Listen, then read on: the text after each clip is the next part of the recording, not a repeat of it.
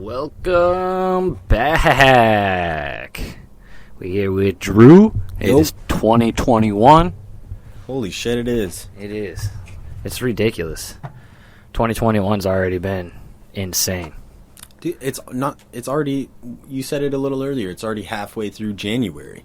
Right? It's nuts. Oh, time flies when you're in the middle of chaos. Of chaos. It's everywhere. It feels like these days. It feels like straight up chaos. I look at the news and everything's just straight. Insurrection this, insurrection that. Impeachments. We gotta make sure they can never be presidents ever again. Dude, I hand up, we should go back to kings. Agreed. I'll take a king. Just shut the fuck up. Just give me if we're gonna go to socialism, give me my money. You know? That's all I'm saying. Too. Like, if we're gonna do that, hey Nancy, fuck the impeachment. Give me $2,000. Well, apparently that's that's on Biden's campaign. Yeah, he's talking about that's doing like his first move when he's inauguration's what, the 25th? The 20th. 20th? Yeah, and so shows up. I pay attention. 21st, he's gonna put in a bill, and then some Republican female is gonna put in for on the 21st as well the impeachment of Joe Biden. Classic. So, yeah, right. Just throw it right back at him. It's so did fucking that to ridiculous. Obama, did that to Trump, doing that to Biden. They do it to everybody. I think that people fail to sometimes see the long term on these kind of things, which is like, yo, it's a cycle. You know, these heated times that feel like very tense and stuff. And albeit there was some crazy shit that went down this year. Like, it was certainly above the normal threshold. But that sort of like political unrest and uneasiness, it happens every time. But there's 4 years between it each time, and we forget. Yeah, exactly. You know, at and least then me, 20 my years dumb down the brain, road, every time is just like, oh my god, what is happening? Everything is. The only people that remember are the ones that are like the ultra religious or the ultra unreligious. Right. You know what I'm saying? The ones that are the ones that are so unreligious that's their religion. You know what I'm saying? Yeah. Like, and they're basically the same people. They just believe different things. Exactly. And they believe it to a degree that they feel like they need to try to convince everybody else. Yeah, and that's when it's sort of a problem. It's a problem. Yeah, it's a big problem because once you feel that freedom, you have to teach you got all other the freedom people in the world to believe those things, to love those things, but to you don't practice have the those right things. to force them upon others. Right, and I just think it's sort of common decency to understand, and that's what I think it is a lack of understanding at that extreme level of like, these are still beliefs, okay? Yeah. These are not concrete 100% facts, but through the lens of you being so far on that spectrum, it's unquestionable fact, and that's why it's a problem. That's why it's so hard to mix those two ideologies, whatever they are, with just the people that are kind of in the middle, that are like observing almost. That's it. You said it right, nailed it. Like, the word unquestionable.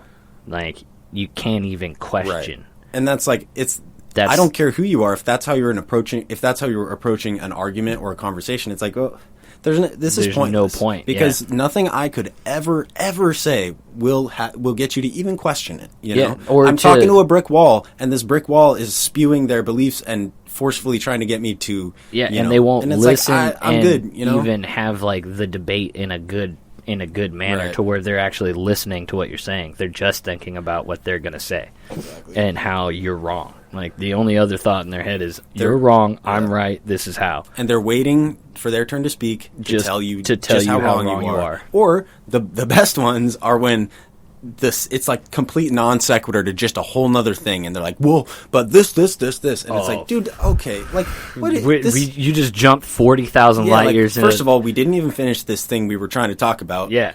Second of all, like, and because you have no argument, you jump to a whole nother thing that and you I feel don't you even have know a if better they argument know that in. they have no argument. It's almost just like they don't have any mechanism except project these things outward on other people. Yeah, like they can't receive anything else because I've they're never really thought about it. They're like so that. like deep onto that side. They're leaning so hard onto that side of the spectrum that like it's just, like I said before, unquestionable to them. Yeah. So it's like and I've dealt with plenty of people like this, especially, and I'm sure you have too, coming from a highly pretty religious family, heavily religious background. And so there's a certain point when you just have to like kind of just walk away from that. And that's what I think is so frustrating and like off-putting to me about talking about politics with people. Yeah. And just really caring about it in general is because there's plenty of information in there. There's plenty of facts. There's plenty of stuff to ingest and understand about our political system. Yeah. However, that, to my ears, is completely drowned out by people screaming at the other side. Yeah, I agree. And it's like, I just, it's so like mind-numbing to me because, like I said, okay, have you ever had your mind changed by someone screaming anything at you on the internet? Not once. Have you ever even seen it happen in a conversation, in a thread, where people are fucking yelling at each other and cursing at each other and calling each other idiots, and then the other person's like, oh yeah, you know what? Those are some good points. You're right. Boom. Like, that literally never happens. I've only seen something close to that, and it only close because I think me and this lady got a misunderstanding. Yeah.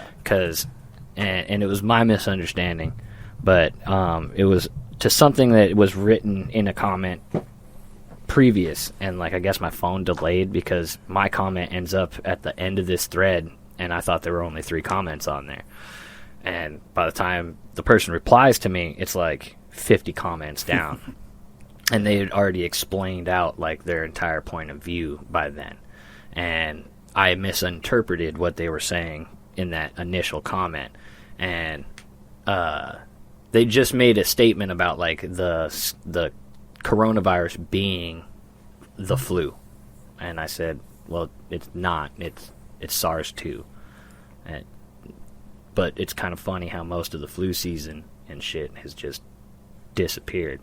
And what she was saying, it sounded like she was saying that like COVID is a really big deal and wait until you have someone who passes from it. And I was like, yeah, but that's the same as the flu. Like, how are you going to feel? You could apply that argument with anything. Yeah, driving a car. Exactly. Anybody that's close to you that dies, you're going to feel bad. Yeah. It doesn't matter what the case of it be. And COVID's not going anywhere, so people need to stop living in fear. And to her point, she was like, I don't know what I said that made you think that I am living in fear, but I'm not. And I was like, well, my biggest point was the fact of it being SARS-2, so you're not spreading bad information out there, that it's not the flu. And the flu season's kind of disappeared weirdly now that COVID's this thing, and we have 3 different strains now. Did you hear the new one that just got popped up in the U.S.? No, it's completely it doesn't surprise me, though. Separate from the UK strain. It's another Chinese strain, and it's 3 times as infectious as... Oh, go ahead. It just 3 times as infectious. And that's the OG coronavirus. Yeah. Man, you remember Corona 1, man? That shit was shit was crazy. That's what I don't understand is, like, I understand that it's there, and now we got medicines quicker than we ever have for anything ever in history. Just shotgunned it. Right? Yeah. And so that means that we props can do to the people that did that. Like, that's some insane. scientific fucking magistry. Like, you guys are magic people. You did something that people thought was impossible. You did it. That's great. I may not take it. I also don't take the flu thing. I rather build natural immunity. And obviously, there's still time that needs to go by before really you can say that it was effective or not. Yeah, 100% We're still effective. In the spreading it out phase of doing the doubling up, and instead of the bureaucracy of like testing trials and learning to get it to market, like figuring out how to make it to market, doing those 2 things at the same time, like that's gonna in the future just make things so much easier. Well, yeah, and like businesses are learning during this pandemic. Like they're learning that I'm sure you've heard, and many people have heard before, but like everyone's learning that we don't really need an office building. Yeah. Everyone can do this shit from home. Like most shit you can just do from home. It would have been worst case scenario, a year ago to be like, hey, everyone's at home sick today. Everyone's working from their computer. Like it would have been a nightmare trying to figure it all out. But now in the time that the Rona has been going around, there's been entire apps and companies developed and from the ground up that are sole purpose is to help businesses and large groups of people communicate together online. And like putting all their work in one place that's accessible, and being able to have sustained video conference calls that aren't cutting in and out, that aren't like live shows and all that. Oh, dude, it's taken off like crazy. So, and it goes to show you how we can adapt, like how humans and people and collectives of people can adapt and overcome anything. And like I see it from like a 1,000-mile up perspective of like almost like we are a virus in and of ourselves, in the sense that we're morphing, and like I just look at humans as like another member of the ecosystem of the planet. And just like we're just another species that's doing what they can to survive. The reason that we can do it so successfully relative to other species is that we have, in my opinion, is that we have so many people working together for common goals. Yeah. Those being like keeping humans alive, building better buildings, finding out how to make things cheaper. Like those things collectively as a species help us survive more and more, I agree. I think that we need to, economically, we have to try to figure some like balance out. Like I was looking at India today, like we have all these goods and they're charging $700 for an iPhone. But the people making it are making $7 a month. Yeah. There's some crazy... Like they just had a riot the other day and fucking destroyed one of the manufacturing buildings in India. Well, you remember when the Apple employee jumped off the building? Oh. And like killed himself? And so Apple put up these big, at the factories in these other countries, they put up all these big nets because apparently it was like becoming an issue. Yeah, that people are throwing themselves off. It's terrible, but like how do you, I mean, I'm certainly no like economist by any means, but how do you fix that? Like, because I don't know if it's possible to just swoop in and say, hey everyone, from now on you make $25 an hour instead of making like 11 cents an hour. So, like how do you? Well, how is it possible? What's the problem with this one specifically is when they start, they actually make 3 times as much, and then by the time that they're 3 years in, they make 50% less. How does that work? That's exactly why they're rioting. That's like the reverse of everything that's natural in life, right? Like, so they're decreasing in pay as they go. And the thing is don't buy from those companies. It's so easy though to do. That's the problem, is like it's almost impossible to not get an Apple fucking product. Like half of the world is Apple shit. Well, and they but if you stopped buying their product, it would leave open room. But here's the problem. It's like what happened to Parler. It's gone. It's just gone. You cannot get on Parler at all anymore. Why? I'm sure you can through like Tor and like maybe they got taken completely off of Amazon's server, which is who was hosting them, and Amazon wiped them off of the server. In that case, if they don't find another server, they're fucked. They're pretty fucked. And they're blocked from the Apple Store, they're blocked from the Google Play Store, they're blocked from like all these things, and it's due to the fact that they're being blamed for the insurrection. Yet they don't have groups. Yeah, well, Facebook has groups, Instagram has groups, and Twitter has groups, and there's rapes, there's murders, all captured on Facebook Live on fucking like people in groups, like sending child porn, and someone posted on Facebook about how like Google people are sending child pornography through Google, and why can't they stop that, but they can take Parler off, and Facebook fucking fact-checked him and said that it's impossible for him to catch all child pornography. Well, yet they're supposed to catch all insurrection or one-sided opinion, which makes zero sense to me, personally. The way I see it, too, is I say follow the money. And if you think about Parler being a lucrative, opportunity for, say, Amazon or one of these giant competitors of Google, of the Facebook umbrella, all these different large corporations, for the most part, I think it's been pretty well documented that they don't really give a shit about the ethics of things. Oh, yeah. So when they see, hey, we've got blood in the water here, we all have the chance to knock out this competitor by saying, yeah, we're not going to host their shit either. They all benefit financially, like, from immediately doing that, yeah. from eliminating another competitor. So I think a lot of people are like, oh, they're all a conspiracy or something like that. Well, I think it's just business. Yeah, it's just business, man. They're all seeing the opportunity to make more money. The issue is it's the first time in history that it's been publicly blatant that a company just completely, like, not just one company, but a pack of companies in somewhat the same business just annihilates the business in public view. You know what I'm saying? But like, that's sharks in the water style. Right, but like that is a direct result of the fact that these companies are privately owned and they're free to choose to do business with anyone. The weird thing so that's when it gets blurry, because it's like ethically, how do you say that I'm going to completely shut your shit down, but like at the same time, it shows monopoly. Yeah, and that's illegal. So, I mean, you kind of stab yourself in the foot as a big corporation. I think that the internet's all still too young. It's still in like the infancy phases where there's not a lot of legislation about this kind of thing. Oh, yeah. And you can guarantee in the next few months, there's going to be a lot of things proposed that have to do with this. Oh, Facebook in like, Denmark, Switzerland, and a few other places they have, they're being sued basically for, CARES Acts and shit like that, things that are like they're censoring their people. And I think Switzerland's like, you're going to pay 1.8 billion if you censor any one of our people.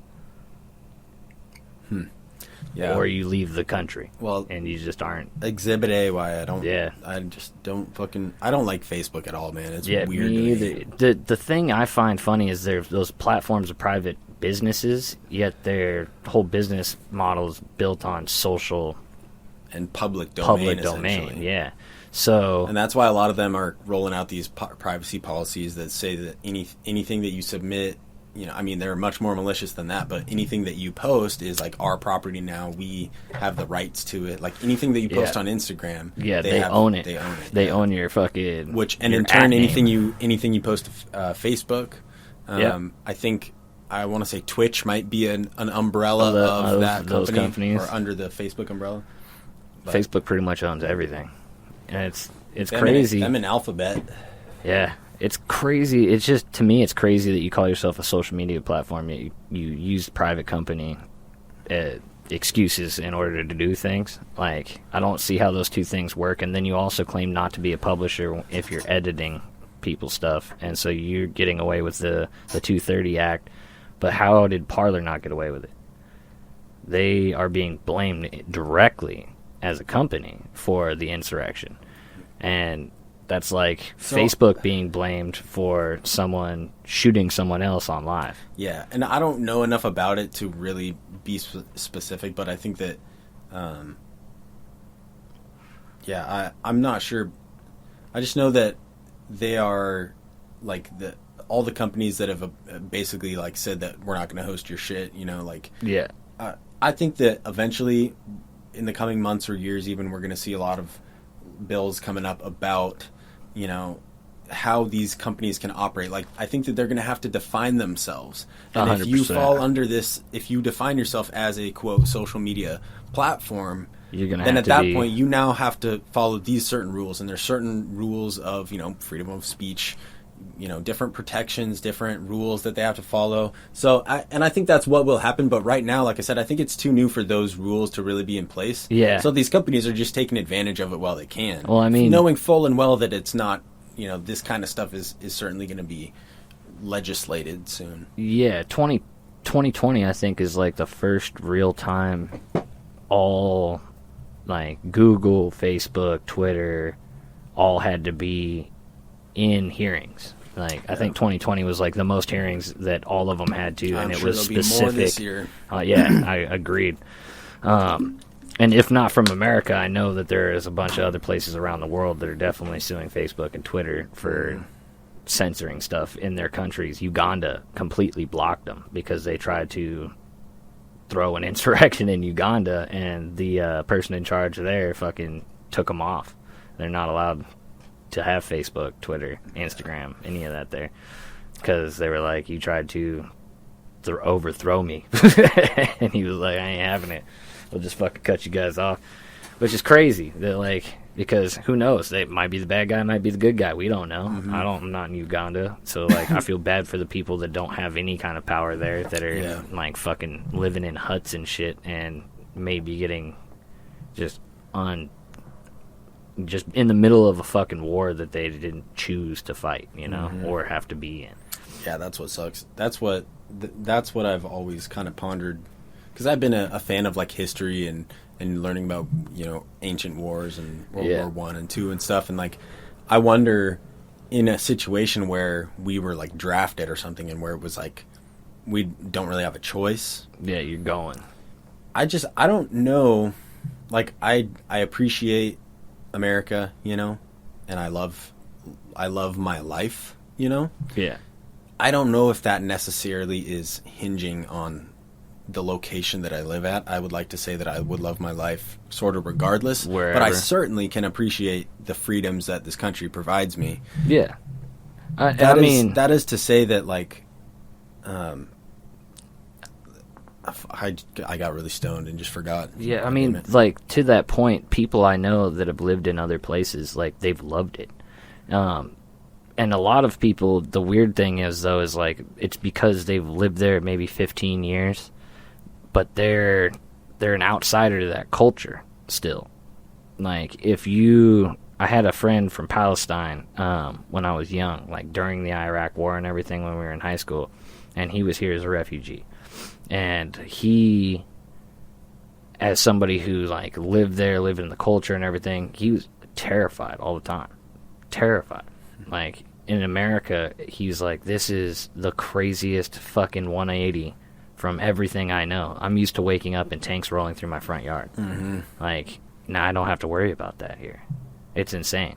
But then I know people that have lived in that same area that came from America, and they don't have the same experience because they don't live in, like, the slum area. Yeah. They don't live with a lot of they probably live in a pretty safe. Well, because they can probably afford, you know. Yeah, they also have the ability to go to the U.S. Embassy if something is an issue, which natural-born citizens of those countries don't have that ability. Like, they're just stuck. And so it's, no matter whether you live there or not, like, the outlook is going to be completely different from the people that actually live there. And that's what I ponder about a lot, is, like, how easy people have it here, that we forget about, like, what freedoms we actually have. Like, people want to control what people say and all that. Go to a country where you don't have the right to say what you want. And if you say the wrong thing, they just cut your tongue out your mouth. There is no ifs, ands, or buts. That's what they're going to do to you. Or getting limbs lost for stealing, or just the propriety of stealing. Someone just blames you for stealing, and because you're the different guy, you're different. You're not from around here. They're going to teach you a fucking lesson and chop both your hands off. Yeah, you see a lot of those, like, people traveling into countries from other countries and then getting in legal trouble, and, like, it almost never goes good. Never, because and even if they have, like, money, like, it's like they're going to extort the shit out of it. That country's government, and yeah, it's pretty hairy sometimes. It gets real. Like, you just in here, if you do the peace sign in Iraq, that's like a death sentence. That's basically flipping somebody off in the most disrespectful way. Thumbs up, you can't do that shit in, like, Taiwan. It's not okay. Yeah. They'll fucking cut your hands off. That shit actually happens. People forget that. Like, that's a daily occurrence for most of the world. Like, we're only 300 million people here. 350 million people? That ain't shit out of 10 billion people or something. Nope. Fucking insane amount of people that are just living still in huts and fucking baking what they killed, like, on a daily basis. How many I wonder how many more people we'd have if there was all the counted, like, lost tribes, like all the people, like all the quote undiscovered tribes. Yeah, I wonder how many, like, people there are in that just alone. Yeah, I've always wondered that too, because they say, like, there's large areas of the world that we've never explored, just never gone through. And dude, I've always wanted to, like, be an explorer. That shit sounds so cool. If I was rich enough to be able to fly, like, when I hear that, like, oh, we've never been to this part, no human has ever been to this chunk of this fucking forest or whatever, like, gas up the copter, man. We're flying out there. there. Let's go. Straight up. Get the machete. I want to go somewhere that no one's ever gone before. I think that that's one of the reasons that space is so like appealing to me. I've always been a big fan of space. Huge. And it's so fucking cool to me. It like scares me because to me it's up. Technically it's down. It's around. Everywhere. It's everything but right here. Yeah. But right fucking here. But just knowing that I have to go up in a rocket scares the shit. Just from that's heights, yeah. scares the That's shit like out the of me. that's like the scariest part because I just think of man-made things malfunctioning. Yeah. And a rocket exploding or something. And like, yeah, man, it's crazy. I wouldn't mind dying in space. I think I would. That's how if I could choose how to go. 100%.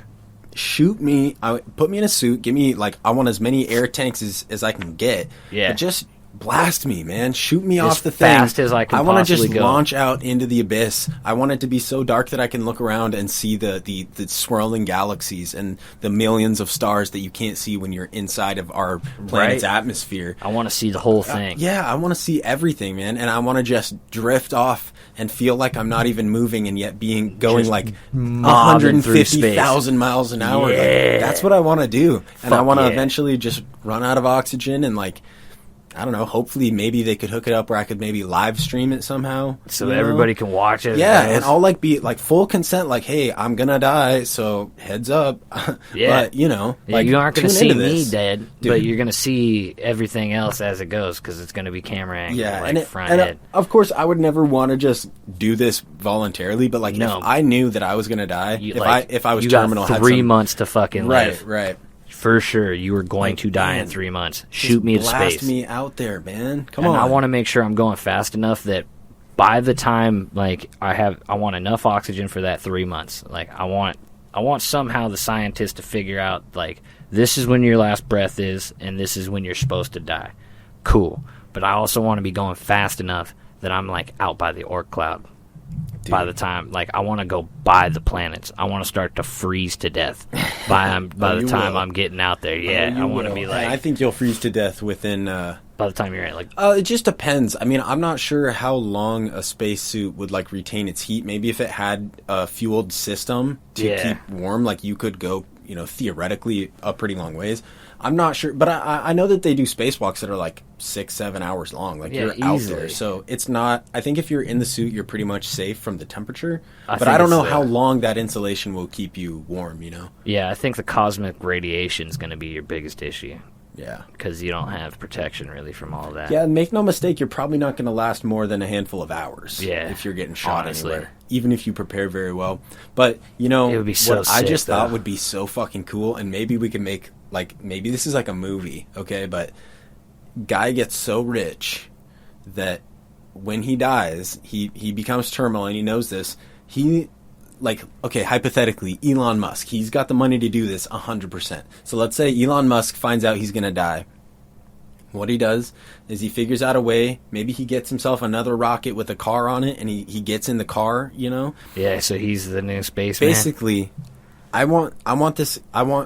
imagine him blasting off into space and saying, the key to all of my wealth is on like this drive or something, and it's on my spacesuit, and it's in like a super impact resistant like black box basically, and I'm gonna get launched out to a planet, and someone's gonna have to like, if you want all this shit, come and get it. I'm gonna be on Venus or something like that. That would be fucking and sick. that would make like that amount of money at stake. I don't know if it would actually be financially worth it, because we're talking spending like billions of dollars to get to a planet. I mean, you recoup like that. some of it. But like, you could like imagine all the private companies that would like try to build some drone that could go recover this crypto key or whatever it is, like straight up. And just to find like the science that would come out of that exactly would be insane. it would force like progression exactly in the space sciences. And of course it'd be completely historic too, like even if it wasn't like all of a sudden priority number one for all these companies, like when just that was found and brought back to Earth, like that would be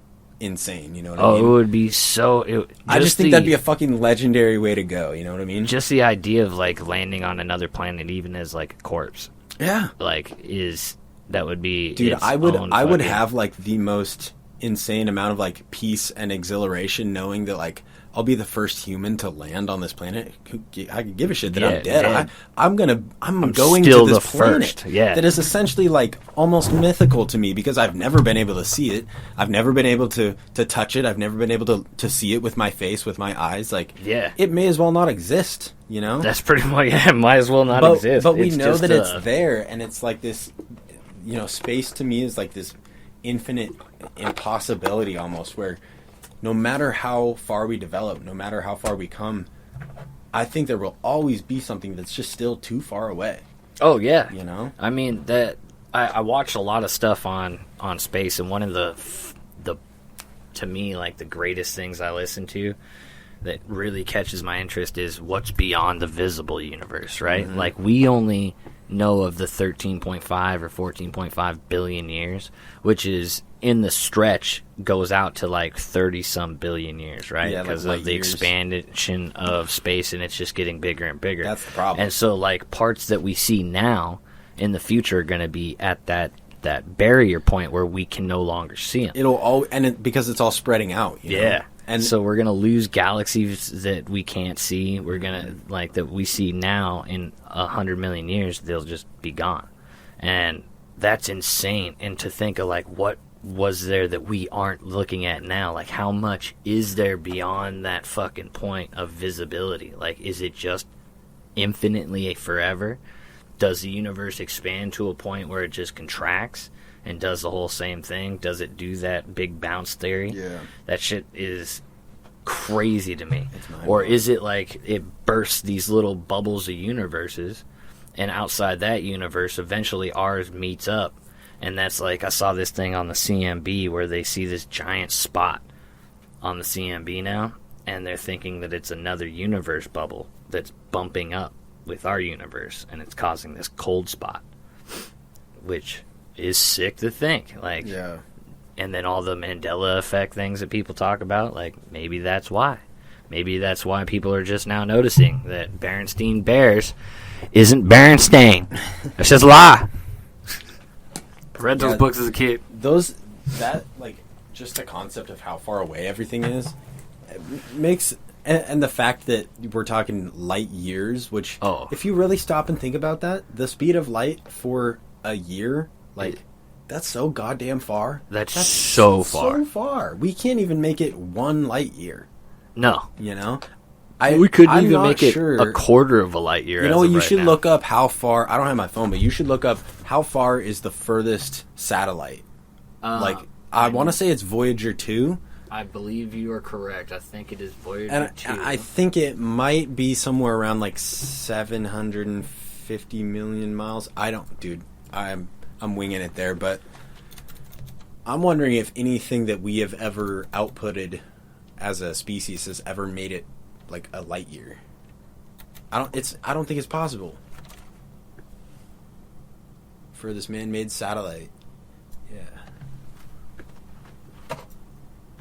Tracking Amazon. Deforestation. Okay. Amazon's seasonal secret. NASA Earth Observatory. What the hell did we stumble upon? Norway Fun satellite map. Okay. Something. Oh, you typed forest man-made satellite. Oh, shit. That's why.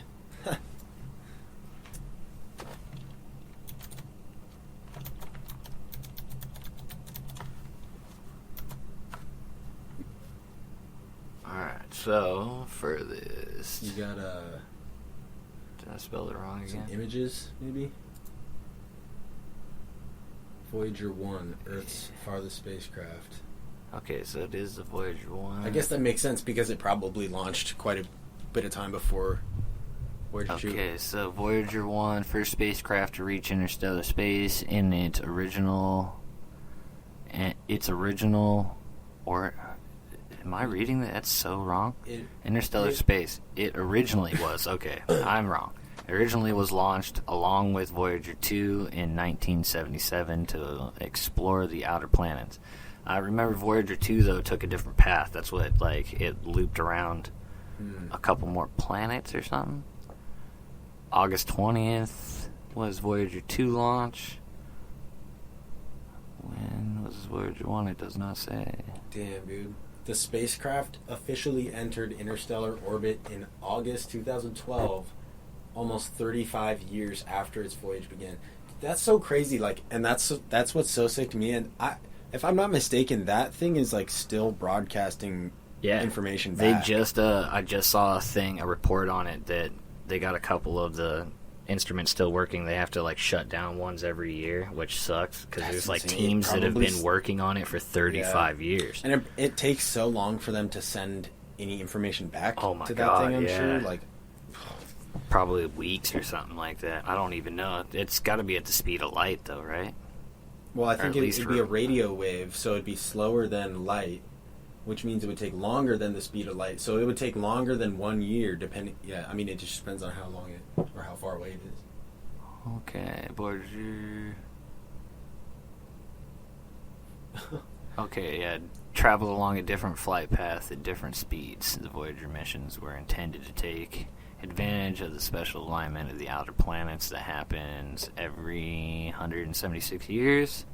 Allow the spacecraft to slingshot the planets to the next, assisted by the first planet's gravity.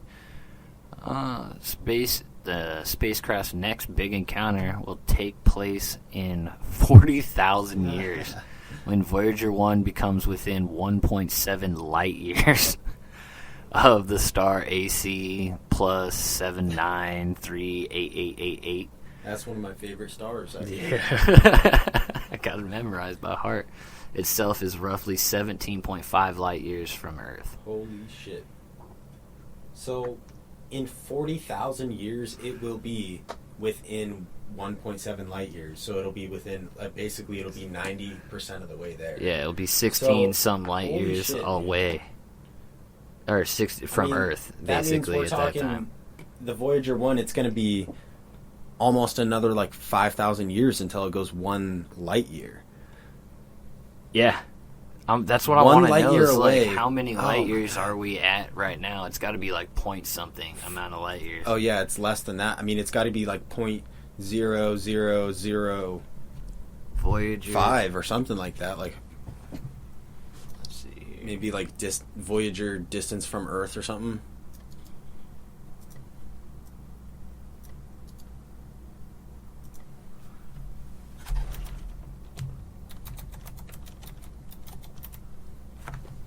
Oh, yeah.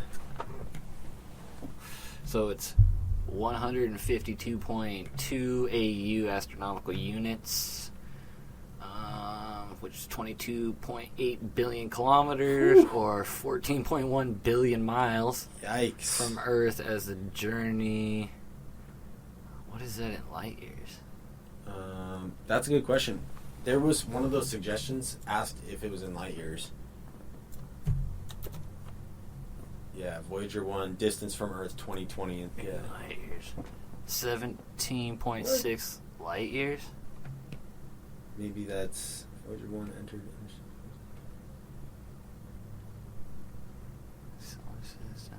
No, that's they. Oh, that's the. That Google pulled the wrong little blurb there. How far did Voyager travel in light years? Is Voyager 1 light year away? So overall, in about 2 light years, 40,000 Earth years. Whoo! So yeah, in about 40,000 years, it makes a light year, I guess. That thing's going 38,000 miles per hour. That's insanely fast. 0.00006 the speed of light. Oh my god. That's insane. And we're already talking about with little boost propulsions and stuff, that we can get to a percentage of light speed. Hypothetical propulsion systems and stuff. Well, just from what we already have, we have those ion engines. If you boost the ion engine, even at little propulsions over time, you'll gain enough speed to get up to 7% or something like that of light speed. And so it would make the that speed would compound over time. I wonder if it would are you talking maybe have you seen the solar sails? Yeah. I wonder if it's something like that where it gains solar power and then outputs that as as an energy. So the solar sails using the sun's radiation to bounce those radiation particles off of because there's no atmosphere, and then it just picks up speed over time. But the fusion propulsion systems, like the little ion engines, they've talked about using those ion engines, and the problem is like they can't work to get us into space. They don't have enough thrust. But once we're in space, you just shoot an ion engine, pulsate it a bunch, and then you just start picking speed up as you go. And then you can use planetary assist as well. Slingshot yourself and just pick up speed. Man, keep picking up speed. The only problem is when you get to those speeds, they talk about, like, it takes you years to slow down. Mm-hmm. You got to go slowly in the other direction. I mean, theoretically, it would take you the same amount of time to slow down because you are eliminating that same amount of inertia that you created to get that far. So I believe, like, it's one of those halfway through the journey or whatever, you would have to flip the other way and burn into the direction that you're going. Yeah, that's insane to think. Just so you don't squish your body. Oh, man. And just fucking space, dude. Fucking gush. I wish, people say, like, oh, I was born in the wrong era, and it'll be, like, a picture of some guy in, like, the 20s with his shirt off baling hay, and it's like, really?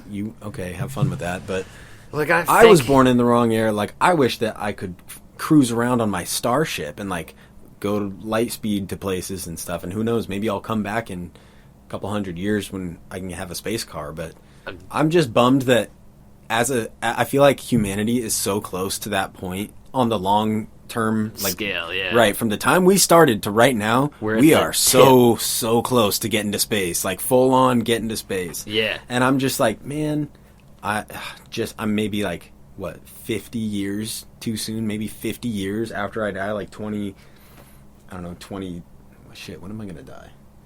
I wouldn't put that upon yourself. Well, I mean, let's say I live an average of, like, let's say I live 80 years. I'd be cool with that. Maybe, let's say 70, just because of all the SIGs.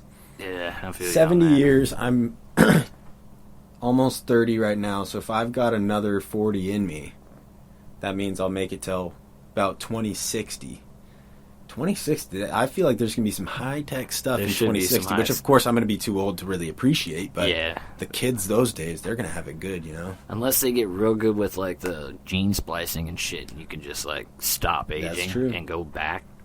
They're, like, cool. getting real good with that CRISPR shit, man. And that is some trippy stuff, man. That fucking... The crazy thing is you can get a CRISPR kit and, like, splice DNA yourself at home. Yeah. And fuck around with shit nuts. and just, like, learn how to use CRISPR.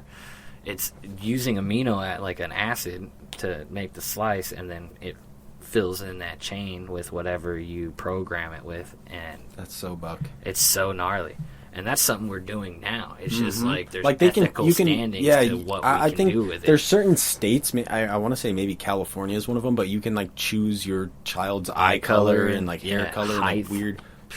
Yeah, it's insane.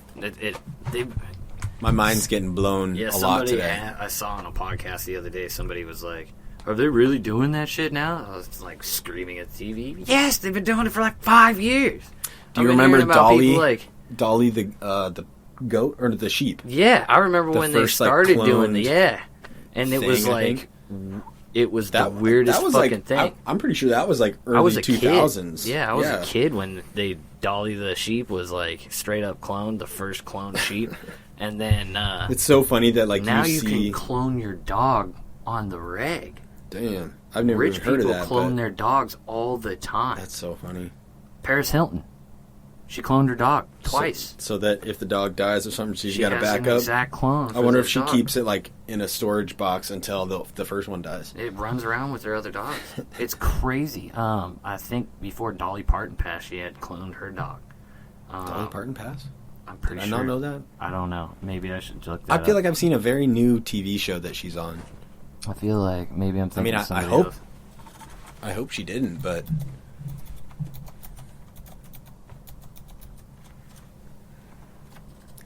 Old Dolly Parton. Let's see, she got years active. No, she's alive, man. She's kicking it. No shit. She's 74 years old. She was... Damn. Good for you, Dolly Parton. My apologies. Yeah, you'd never know looking at her picture. Dude, but, I mean, I just assumed she was born in 1946. Damn, son. That's World War II. Yeah. Damn. My apologies, Dolly Parton. What? There was another Hey, famous... it's almost her birthday, too. Yeah, there was a famous actress, or, like, country singer. Older lady who passed. I thought it was Dolly. Maybe It wasn't Reba, was it? Reba McEntire? No. Did she? No, it was an older country singer lady. Yeah. She was real famous back in the day. It was like a heartthrob back in the day. And I can't remember. So, well, thanks YouTube, because I don't have enough subscribers or anything. Therefore, I can't upload podcast to its own podcast channel. You are awesome. We love you, YouTube. You kick ass. Boo. Being as cool as you used to be. We love it. I wonder what the next YouTube is, you know? Oh, I can't wait for it. I checked because, like, I have premium, right? So, on one account. And then I have, like, a couple of accounts. On the ones without premium, I get, like, all the old stuff I used to get. Just random shit from the internet that just pops up on my feed. Mm-hmm. On my premium account, it's very the same shit every single day. Like, the same video. Like, it's pushing this one video at you over and over and over. You could refresh it a million times, that one video will stay. Yeah. And it's always one different video, and it will be that way for like a week, and then another video pops up. Yeah, I remember just when, like, there wasn't even, like, a feed, really? Yeah. It was, like, back in the day where, you would get on YouTube, and it would just be, like, you just type in what you wanted to look for. Yeah. And like, Tourette's random guy or stuff would something. just kind of, like, pop up. Like, on my feeds now, if you go to the ones without, like, you'll get random people that you're not subscribed to all over. One of them, it gives me... They talk about how they're trying to get rid of, like, bad talk and shit. There's a whole bunch of, like, Japanese and, like, women with their tits out and fucking, like, upskirt shit. And, On like, YouTube? Yeah. Jeez. It's crazy. On my non-premium account, it shows all, like, that's what it shows me to be, like, continue with Suggested. YouTube. Yeah, it's the suggested stuff. It's the first thing on the page. It's like a Cambodian girl who's, like, kneeling down, and it shows under the skirt and everything that she's washing and, like, doing dishes and stuff. That's just creeps that are fucking doing that shit. And then they're attacking, like, actual YouTubers Yeah. and deplatforming them. They say that they don't allow that stuff on their platform, and yet it's all over that front page. It's insane. It is insane. I'm like, why would anyone watch this? Like, it's not in your language. Well, Why is first it of all, being like, what? sent to Why me? is this even here? Yeah, like, why is it sent to me? Why is it in 14 Why can different these languages? people upload this shit, but I can't upload like, just two people talking? Yeah, well, the podcast, it says that I don't have enough length of time. So, like, an hour-long podcast, they're saying that you can only upload 15 minutes with a new YouTube. You have to have a verified YouTube now in order to upload anything longer than 15 minutes. And it used to be you could just upload up to 3 hours worth of whatever. Yeah. You also could monetize everything, whatever, didn't matter. So how do people upload the shit that's, like, 24 hours of relaxing music? They have Is that a they've certain had their license or YouTubes something? for a long period of time. So, like, my premium YouTuber and stuff, if I were to get premium, I guarantee it would verify my account and I could do it. But before the premium, because I had an account for so long, it's verified technically, and so that one account can upload, like, hour long. That's why I can do streams and stuff on that. Yeah.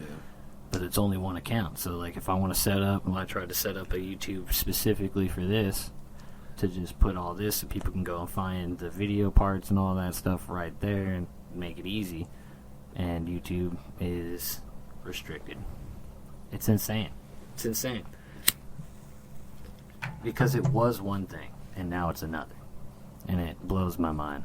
Because people fell in love with YouTube for what it was. Yeah. And then they Well, the money got... turned it into something else. The internet became a full-on, like, a corporate Cash grab. deal. Yeah. Yeah, because back in the day, it was just like you would go on YouTube or like, do you remember before everyone just automatically, like, it was assumed to use Google? Like, there was, like, Ask Jeeves. Yeah. There was Yahoo. There was, like, all these different search engines. Bing had its time in the spotlight for a little bit. Before YouTube, there was, like, E-Bombs World and, what was the other one?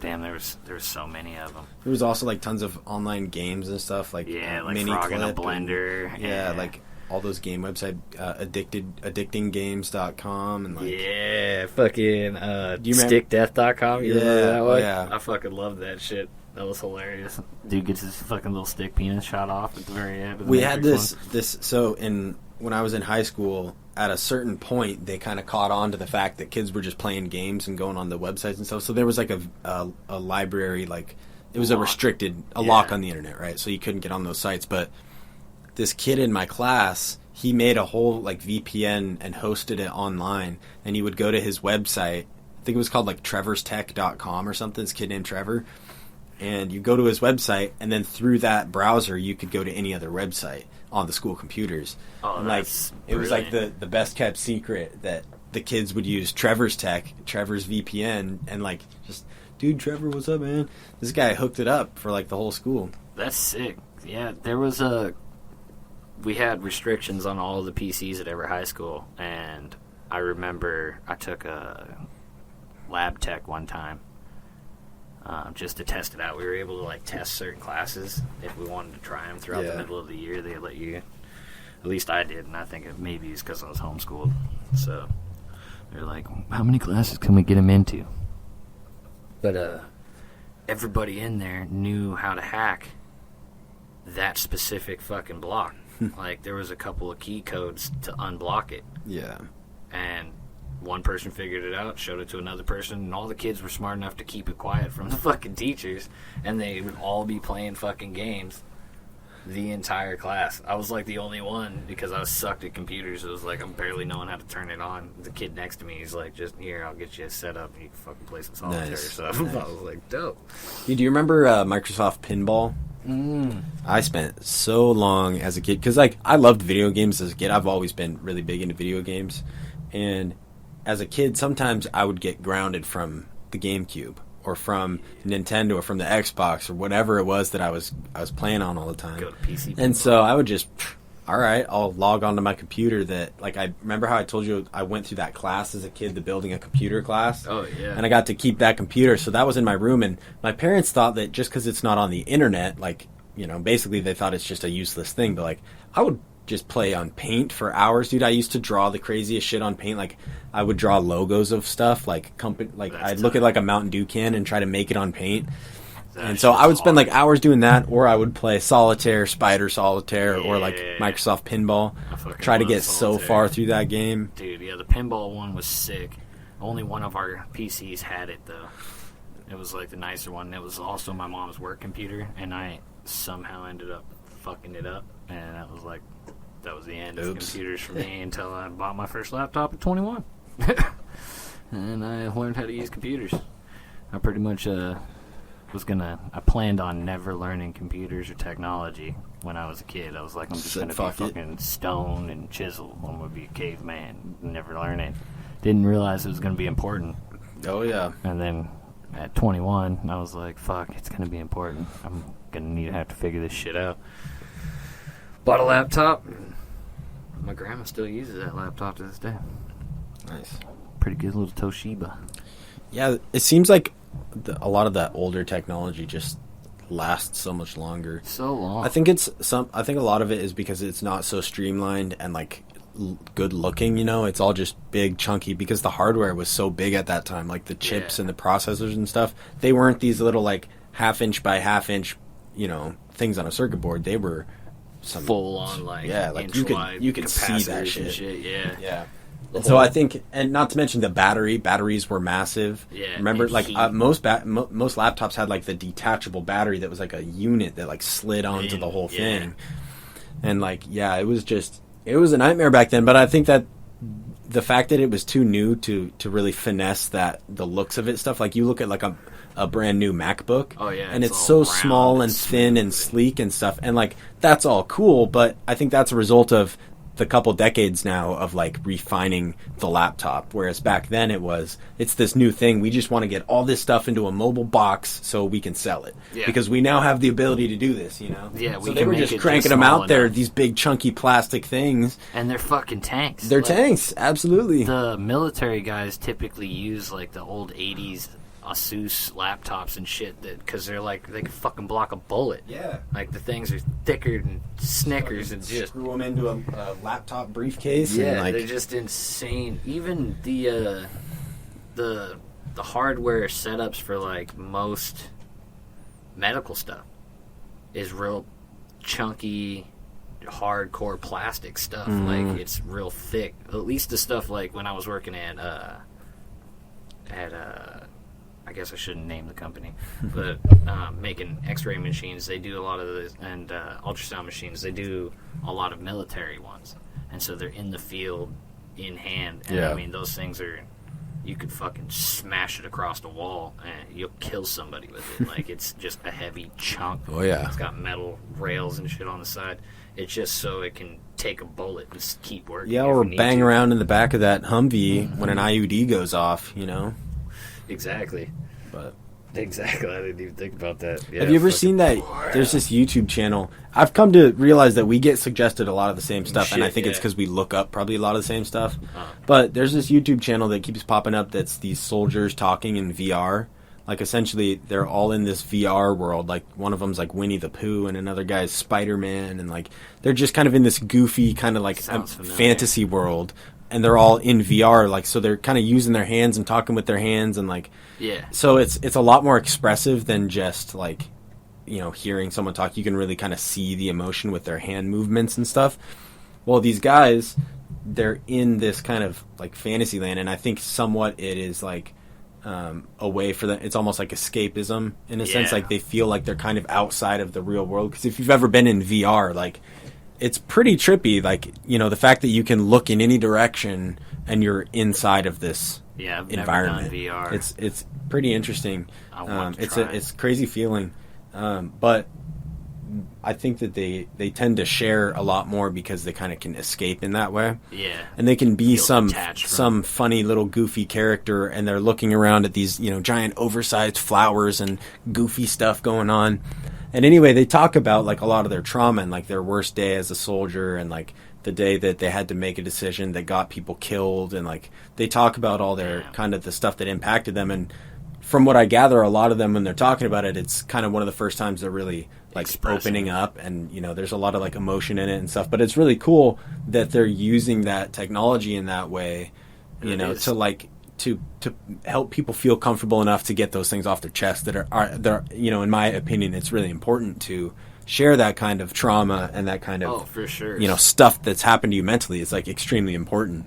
So that's like the most important thing that they tell you when you, like, anybody I know that's come back from war and had PTSD, like the first thing they tell them is get to somewhere you feel comfortable enough to express and like open up about everything that you can open up. And I'm sure, I'm sure nowadays, like, there's a lot of counseling that's offered to them and made available to them should they feel that, you know, they need to seek it. And I'm sure that there's certain counseling that's like, actually required. Like, if you come back and you have like combat kills, there might be like, guaranteed, you know, you have to do a certain right. Which, and like, until you're clear. That's good. I think that is going to help. I mean, you saw after like Vietnam, when so many soldiers came back and were just riddled with like PTSD and just went back into society and were these really like damaged people that caused a lot of hardships and problem for not only themselves but for other people, and not to any fault of their own necessarily, but like when that stuff's not made available for people that go through like incredibly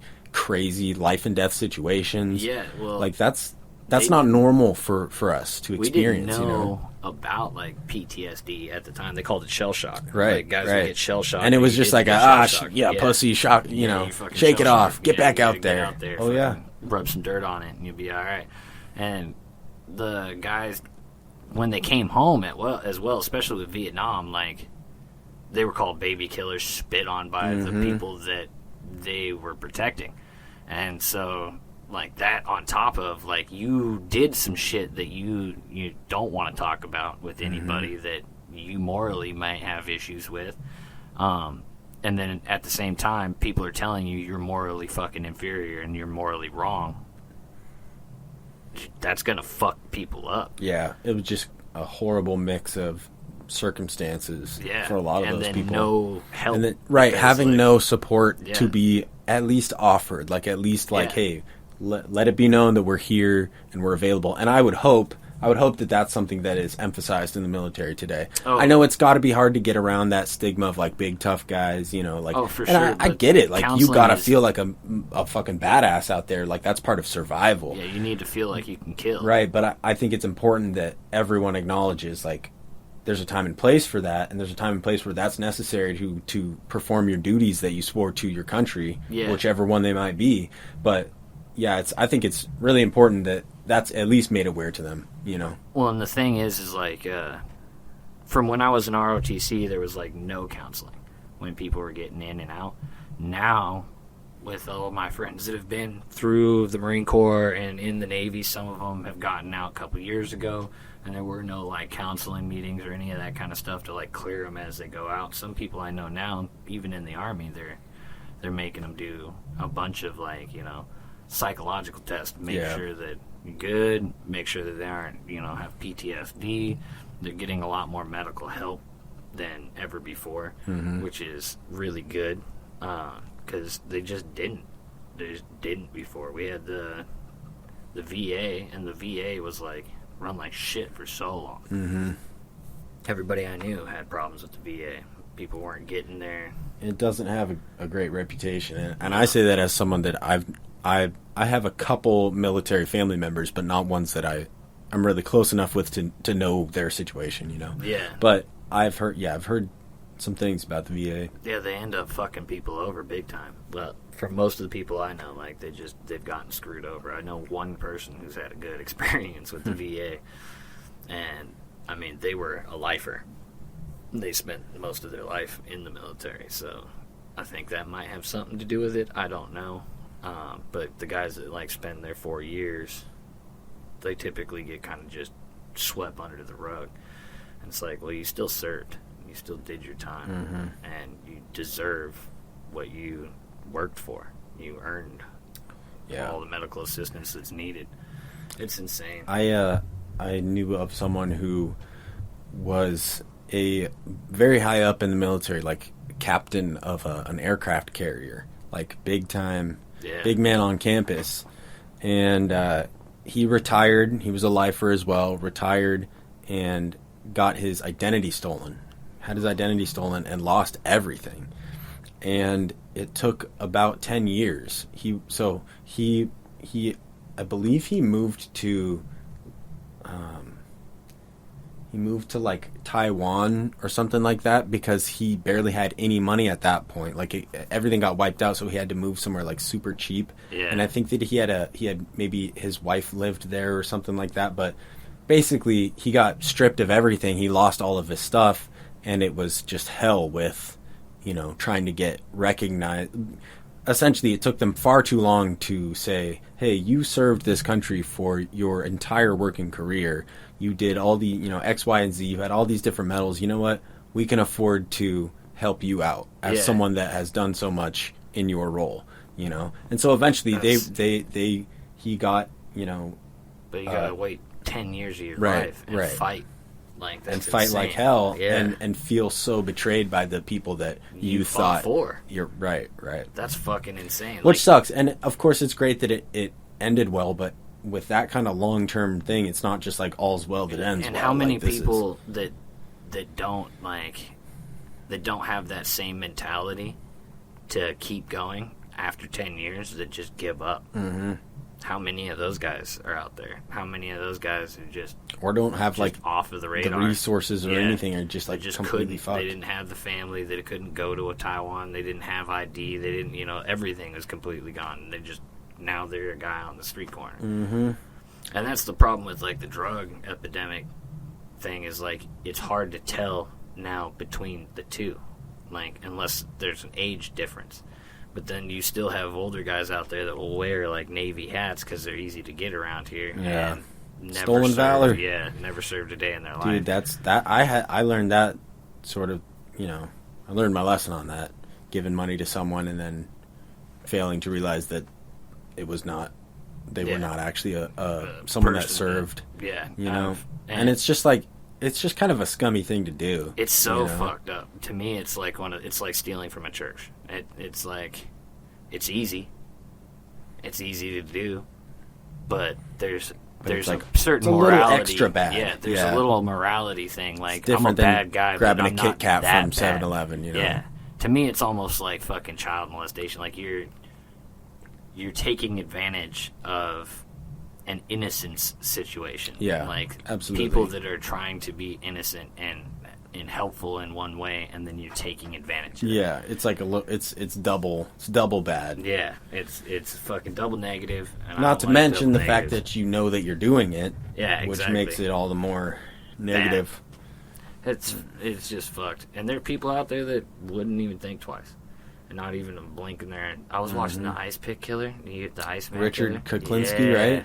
Is that his name? I think something so. Kuklinski. Yeah, the fucking... And he was like a normal guy that just like did hits, killed over 100 and some people. Yeah. And he was just like, I don't feel about it at all. And he just go home to his wife and kids. And he's like, that's where I apparently he lived like a completely normal life for a long time. No one knew for like 35 years. He was the one that would freeze bodies and then let them out at a later date to confuse like the whole time of death thing. Yeah. Yeah. And then he's like, I've chopped up bodies. They used to have like a little freezer place butchering thing. And he worked I think they had like the people he was working for had like a certain apartment or something that had a whole basically fucking body processing factory inside of this apartment or something. He's like, it was messy. Yeah. Like, Jesus Christ. He's just cold faced. They're like, so how did you feel about killing that person? He's like, I didn't. Oh man. Damn. All right. Cool. You crazy, dog. He's like, I killed every one of my friends. The only one I didn't kill got me locked up. Yeah. That's insane. I think I remember that quote. Man. Well, hopefully, hopefully things get better. I'm never murdered by the Iceman. Yeah, he's going to make it to a point where I can get blasted off into space for the ultimate humanity treasure hunt. That would be so fucking insane. And maybe it would bring the world together. Maybe everyone could stop and smile when they saw the flames coming from behind the re-entry craft with my lifeless and yet somehow full of all the life in the universe body, my corpse just flying into another planet. Maybe I'll make a one rule is like, you gotta tow me back. Like, I can't ride inside, you gotta tow me back. Figure it out. You gotta tow me back. Oh, dude, that would... If you can engineer all that, it's yours. Oh, straight up. And then you're gonna make the fucking world a better place. I would hope so. That would be so fucking sick. Alright, people. Well, we're gonna get out of here. He's got some stuff to get done. Yes, sir. So, you people have a great day. Stay classy. And, everybody calm down. Yeah, let's calm down. Okay, it's alright. Just take a breath, take a hit. It's okay. Yeah. Alright. Love you guys. Bye. Bye-bye. Bye-bye.